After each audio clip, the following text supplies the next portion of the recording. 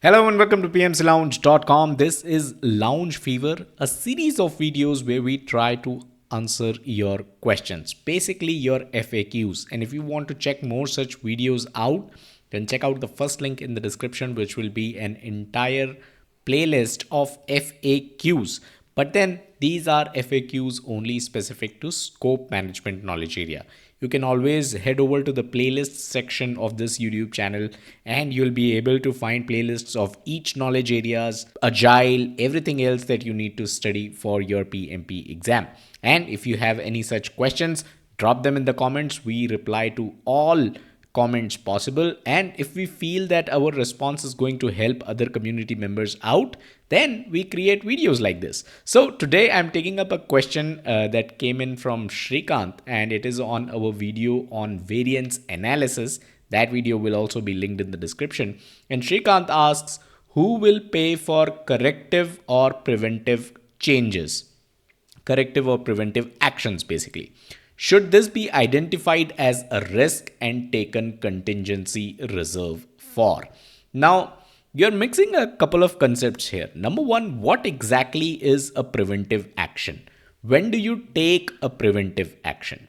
So, as a project manager, you work with your project team, you come up with all the risks that could possibly materialize.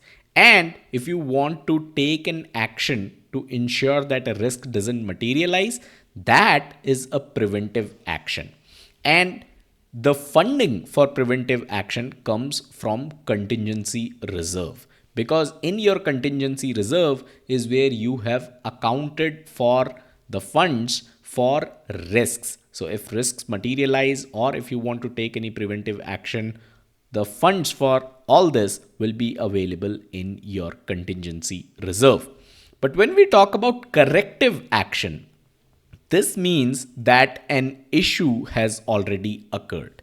Your project now has an issue, which means it might have been a risk, but you were not able to forecast it correctly, right? So it became an issue, it materialized, it became an issue, and now you have an issue at hand. So, in order to fix that issue, you need to take a corrective action. And the funding for corrective action will not come from contingency reserve. It will have to come from management reserve. So, what that means, as a project manager, you need to reach out to the management and you need to request for funding from management reserve, because you have an issue and you need to take a corrective action against that issue. Now, what exactly are contingency reserve and management reserve? How are they used on the project? We have covered that in one of our previous videos, which will also be linked in the description below. So that's all in this one. If you're preparing for your PMP exam, you know playlists is the section where you should be heading to. Or if you're into reading articles, head over to our official website pmclounge.com.